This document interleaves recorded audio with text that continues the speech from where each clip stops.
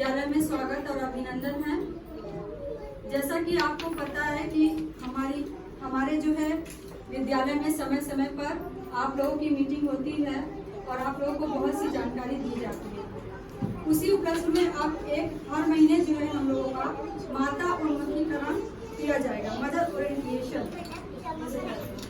उसके अंतर्गत हमारे महानिदेशक स्कूल शिक्षा और राज्य परियोजना निदेशक हमारे आदरणीय श्रीमान विजय किरण आनंद जी के आदेश अनुसार श्रीमान जिला कृषि शिक्षा अधिकारी आदरणीय श्रीमान प्रवीण तिवारी जी और आदरणीय खंड शिक्षा अधिकारी नरेंद्र मिश्र जी और यहाँ पर आए हमारे अधिकारी पर्यवेक्षक सर जी विवेक मिश्रा सर जी के आदेश अनुसार हम लोग आज ये कार्यक्रम का आयोजन कर रहे हैं।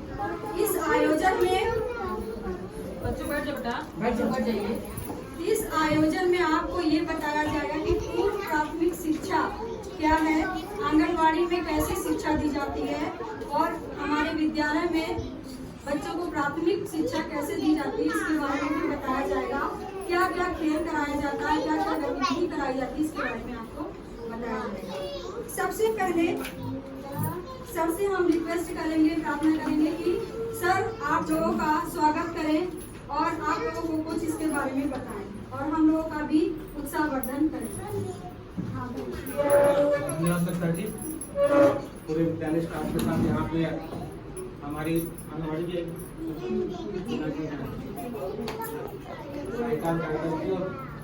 उपस्थित हुई माताओं का मैं टीम को से स्वागत करता हूँ।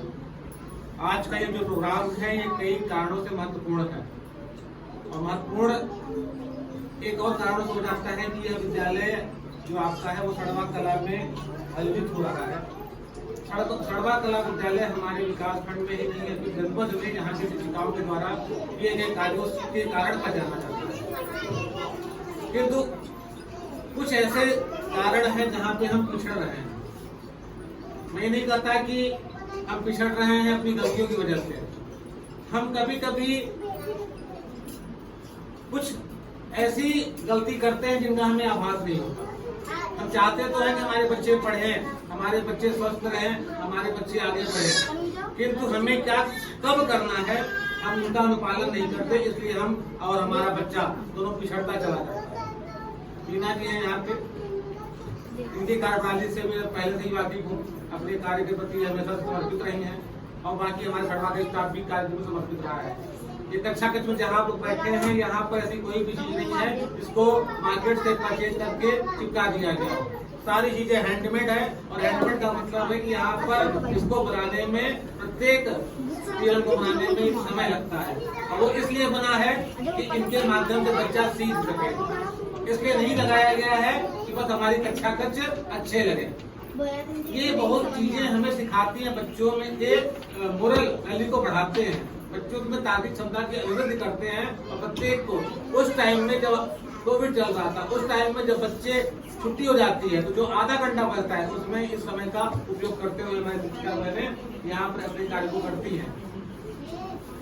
आज आप सभी को पता है आंगनबाड़ी में बाल वाटिका संचालित है। बाल वाटिका के पीछे एक थीम है, वो थीम बहुत ही इम्पोर्टेंट है। उस थीम में जो आपका बच्चा है 3 से 6 साल का बच्चा है, वो बच्चा उस बच्चे में कौन सी हैबिट डाले। एक न्यूरो साइंस कहता है कि बच्चे के मस्तिष्क का विकास 6 वर्ष की आयु में ही 80 से 90% तक हो जाता है। तो मैं ये इस बात को हम जब बच्चा 5 साल का के बाद नाम खाते हैं कक्षा 1 में, नया आदेश आया है उसमें 6 साल का बच्चा हो जाए तो क्या करते हैं, बच्चे का दाखिला कक्षा 1 में कराते हैं। लेकिन सोचिए कि जब हम दाखिला कक्षा 1 में करा रहे हैं उससे पहले ही बच्चा दिमागी रूप से पूर्ण विकसित हो चुका है। अब वो जिंदगी भर केवल 10% उसके ब्रेन का विकास होगा। मतलब वो जो 6 साल गुजार दिया, 5 साल घर में गुजार दिया, उसके दिमाग का पूर्ण विकास उस समय हो चुका था।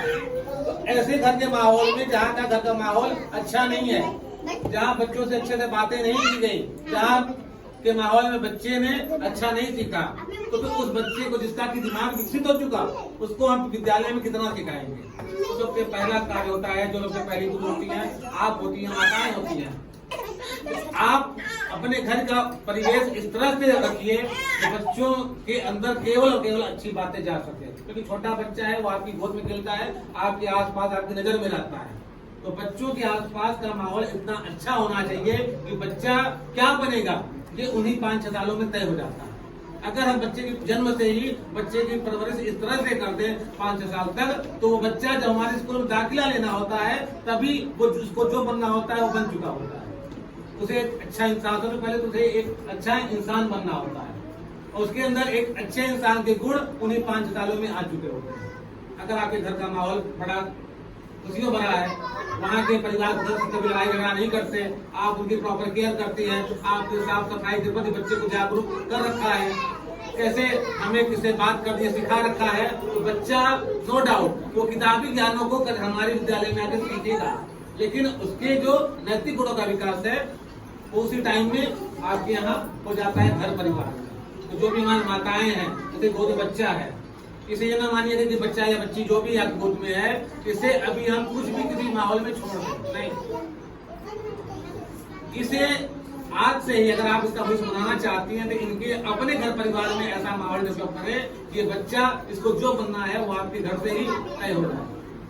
तो जो तन्ने मुन्ने बच्चे हमारे चहक रहे हैं, इनके दिमाग का अब इन्हें हम एक रूप देंगे, इनके तार्किक क्षमताओं में अभिवृद्धि करेंगे, इन्हें हम किताबी ज्ञान देंगे, किताबों में क्या क्या लिखा है, कैसे पढ़ना है, कैसे लिखना है सिखाएंगे, लेकिन इनके अंदर अनुमानवीय गुणों का संचार आपके घर से ही हो चुका है। तो सबसे पहली बात आंगनबाड़ी जहाँ से बिना